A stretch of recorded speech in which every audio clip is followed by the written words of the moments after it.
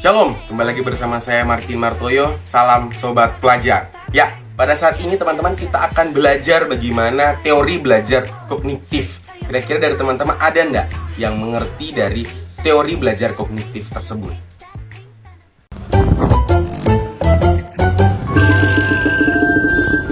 Oke, pada saat ini tadi kan saya telah bertanya apa sih kira-kira teori belajar kognitif. Nah, karakteristik dari teori belajar kognitif adalah di mana di sini lebih menitik beratkan seorang pelajar untuk lebih konsentrasi dalam mencari ilmu pengetahuan sedalam-dalamnya. Yang dimana di sini peserta didik dituntut untuk mengembangkan baik mental dan pemikirannya agar mampu mencari tahu ilmu pengetahuan sebanyak-banyaknya. Itulah karakteristik dari pengetahuan atau teori belajar kognitif.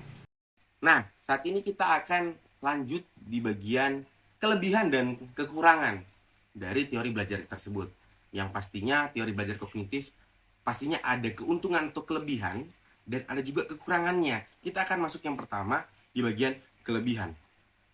Nah, untuk yang di bagian kelebihan, saya memiliki 6 poin. Yaitu yang pertama ada menjadikan siswa lebih kreatif dan mandiri. Yang kedua ada membantu siswa memahami materi pembelajaran dengan lebih mudah lagi. Yang ketiga berpikir kritis melalui teori kognitif. Yang keempat belajar untuk bertanggung jawab. Yang kelima cukup memberikan landasan teori. Dan yang keenam memaksimalkan daya ingat. Itulah keuntungan dari teori belajar kognitif. Nah, yang selanjutnya kita akan mencari tahu kira-kira teori kognitif ini apa sih kekurangannya. Pasti dia memiliki kekurangan. Bahkan mungkin dari teman-teman sudah mulai paham, bahkan dari pengertian karakteristiknya sendiri, sudah pasti ada kekurangannya. Yaitu yang pertama ada, tidak semua orang itu memiliki daya ingat yang sama. Tidak semua orang itu memiliki memori otak yang besar untuk menampung atau menyimpan ilmu pengetahuan itu. Yang kedua itu ada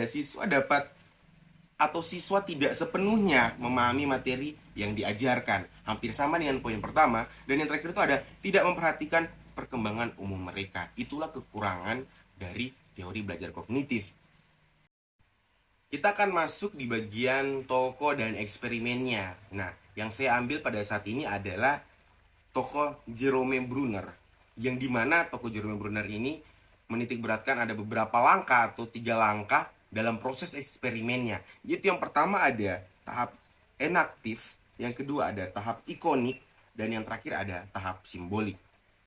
Nah, bagaimana teman-teman, sobat pelajar? Kira-kira sudah mengerti atau belum ini dari teori belajar kognitif sendiri? Saya harap teman-teman bisa memutar ulang video ini agar lebih paham dan mengerti apa itu teori belajar